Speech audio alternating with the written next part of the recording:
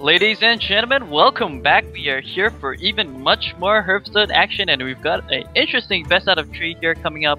We have Ai2tto, this just in, yes, that is the way we pronounce his name, Ai2tto, versus Viverea. My name is Larc, and with me is none other than Katips. How are you doing, man? And I'm doing well. I'm glad that the power didn't go out just as you were introducing me again. So it's good to be back for this 4th match of Cycle 2 in Season 1 of the Road to Northred for the eHL. So up next, we have Ai2tto versus Viverea, as Larc just introduced. So let's see, what do you think about this next matchup now? I think it's going to be a pretty interesting one, and it seems like they're actually jumping already into the game. So without further ado, let's just jump right into it. We have a Druid versus a Warlock here, so Viverea actually opting to go with his Warlock. Very interesting. So again, in Cycle 2, it is the rise of the Zoo deck, and we can see that straight away from Viverea. He is getting his Shield Bearer value, his second Taunter with the Voidwalker, as well as a nice possible coin into Defender of Argus to keep the defense up. How's it looking like from Ai2tto's hand? Yeah, well, for Ai2tto though, it doesn't really... It's kind of okay. It's decent. He does have to turn 3 into the Harvest Golem there. I don't necessarily think he wants to play his Sun Fury Protector. No, he's gonna play it. Wow. I would have actually just wrapped the 1-3 to be honest. To instantly. So he chooses to play the naked Sun Fury Protector. Yeah, the naked Sun Fury Protector. That's right. It's pretty interesting. I'm surprised that he actually opted to go with that play instead, so yeah, kind of questionable. Especially since he's gonna need another card to follow up against either of these creatures, really. Even if the Voidwalker wasn't a Taunter, so he chooses to play his own version of Harvest Golem. Let's see what he does with Sunfury. So he throws that right into the Voidwalker. And I think here it's a pretty good situation now for Viverea, because he's gonna just run that into that. He can actually play his Scarlet Crusader there for even more damage. And here's the best part. In the next turn, he's probably just going to... Like, we might see a Defender of Argus for sure. I honestly don't think he wants to Hero Power here and kill off the 1-1 and then trade the 2-3 to the 2-1. It's just that doesn't feel as impactful. Alternatively, he could Wrath and Hero Power here. What do you think? Well, yeah, if that first play you described would be really bad for him because that leaves him with a damaged golem, and he has to be mindful that there is Mortal Coil usually in the hands of a Zoo deck. So he chooses instead to go for the Voidwalker 1-1, leaving him with a 3-3 with Taunt. So that's a prime target, of course, for the Scarlet. For the Scarlet minion losing her Divine Shield. Let's see where the second Harvest Golem goes. He has the perfect answer though. He has double Mortal Coil here, so he's just gonna run his Harvest Golem into this. It will come back, and he'll Mortal Coil that one. And he still has 2 mana. I believe he should probably just play his Knife Juggler or a Taunt. The Taunt is fine as well. I think I like Flame Imp for this turn with the Shield Bearer because you want this damage early on while you're still not tapping. So he chooses to tap instead. Huh. Interesting. I think I would have just played minions, to be honest. You have to keep up the aggression. Yeah, that's right. Especially, you know, he wouldn't get much. Oh well, he could get much value if he had with a swipe, but true. Yeah, maybe he was mindful of that. I guess that's very true. Yeah, he's probably thinking about, damn, what if swipe came, so strike. Strike. So he's gonna go ahead and use his Keeper of the Grove here. Now he's gonna start opting to go with a lot of his minions here. Throwing out the taunts. Look at that. A huge amount of taunts coming up, man. Is it gonna hit 50-50? Oh, very lucky. Again? Is it gonna... Well, he doesn't need to hit it again, yeah. Yep, he just needs to lose his damaged golem, and now he has a tremendous board control. Even with swipe, it would only take one of the Shield Bearers. If he had a strike, now that would be different. Yes, exactly. A strike is spell damage for swipe, guys. Let it be known today that is a strike. It's Blood Mage Thanos riding on the claw of the Druid for 5 damage. Well, he does play the Azure Drake here in the hopes of getting a swipe, or even, yeah, you know, because if he gets a swipe, that's really good. He kills off everything except one Shield Bearer. But if you're here, I believe he should actually Defender of Argus both his Shield Bearers, to be honest. I would have liked that. That's also the play I would have liked. But he chooses instead to play a third Taunter. he can still play the defensive Argus for sure if he wants. Yeah. He's actually got a trade right off the bat with his. Ah, maybe he was just waiting to see if that Defender of Argus could have been removed. Okay, here we go. Here's some value. Okay. Juggling the knives. Yeah, Viverea needs to calm down because he's got a lot of mirror minions on the board right now. Yeah. Even as a pair in his hand, he can go for a Mahjong. Exactly. Now the thing is, Ai2tto. Oh, yeah. He does have a here. He can Watcher plus the Defender of Argus, but it's actually gonna opt to kill off one of the knife jugglers here. I guess that's fine because he doesn't want to have to deal with that. That kind of harassment from those knife juggles. Here, he's probably just gonna attack the. Oh, he's gonna go for the Voidwalker.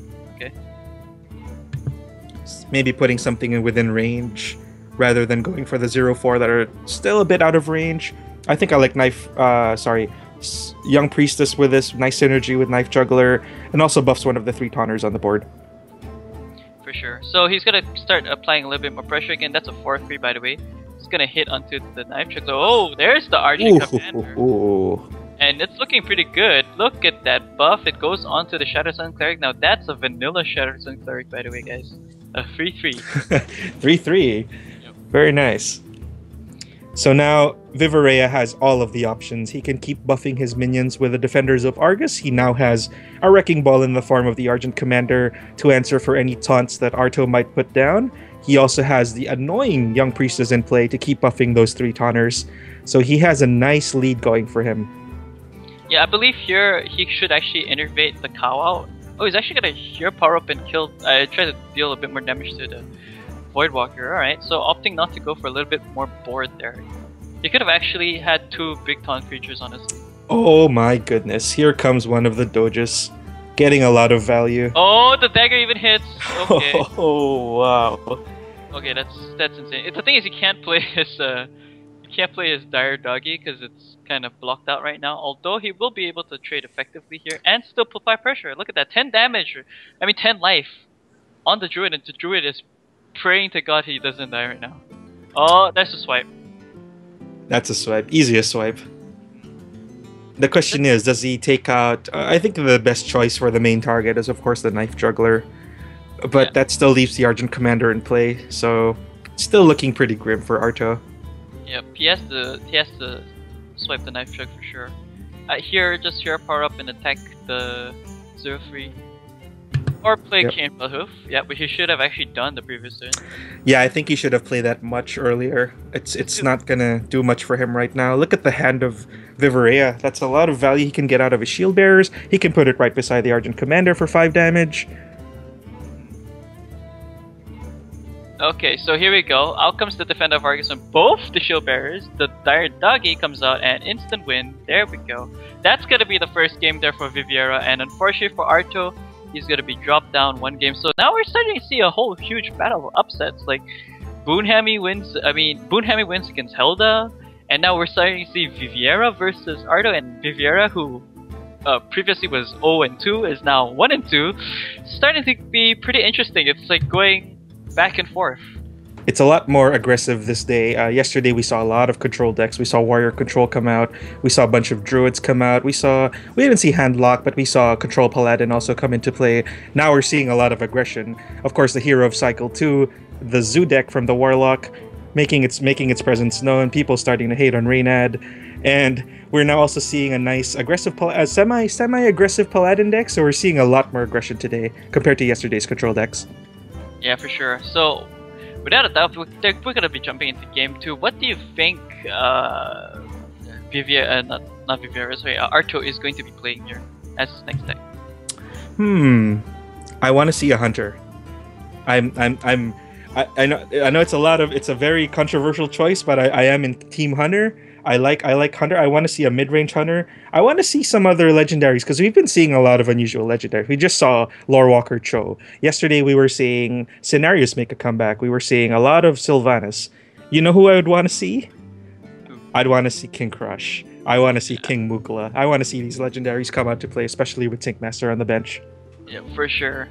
But it seems like I think Ai2tto is probably going to go with his Shaman deck. Out of his 3 decks, actually, he doesn't have a Hunter deck, so that's pretty interesting. He does have the Druid and the his Druid lost out, so he does have the Warlock, which I believe is a handlock. Yeah, he can actually go for that. Do you think a handlock does better against the Zootek? Probably not, right? Since it takes a little bit too long to ramp up.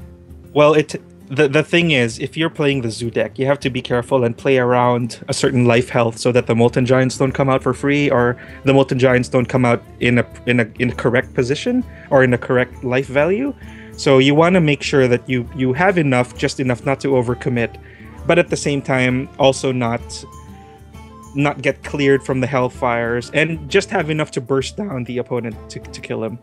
Yep, for sure. And it seems like it's gonna be that Shaman deck versus Viverea, Zoo deck here. And again, the Shaman doesn't really have much of a play here, I believe. He can actually coin out a Manatite Totem if he wants to, but I don't think that's gonna survive anytime soon. So he's probably actually gonna maybe even coin out the Unbound Elemental. We'll just have to wait and see. So the crucial thing for Ai2tto, it's going to be when he plays his Feral Spirits. They have to come out at the right time so they don't overload him, so he still has options. And they also have to come out in the right time so Zoo deck doesn't run rampant and just walks all over him. Yep, for sure. So here we go, the coin into the Unbound Elemental. That's a solid 2/4 on the board. That will die if he decides to trade everything on the board, but of course I don't think he's going to do that. Now, he can essentially... Oh, that Dire Dog is a pretty good call here. He's gonna go ahead and buff up his Knife Juggler for sure. You really want that to start surviving. And he's actually gonna go ahead and just kill it right at the bat. I guess he's not afraid of losing out on his minions. I guess the only things you have to really worry about is things like the Lightning Storm, but that will really overload you in the early game, so I guess it's not Definitely. So Viverea in pretty good position against Ai2tto. He has a Taunter on board. He has a bunch of nice creatures. Knife Juggler in play is going to be very annoying, and it has a chance to take out some of the totems if the minions keep coming. So Viverea in a very good position at the moment. Now, Ai2tto is actually going to go ahead and Lightning Bolt this 1/3 and Stormforge Axe to kill off the 4/1. He will be mana locked, not mana locked, sorry. He will be overloaded for 2 mana, so next turn he can probably only just play a totem.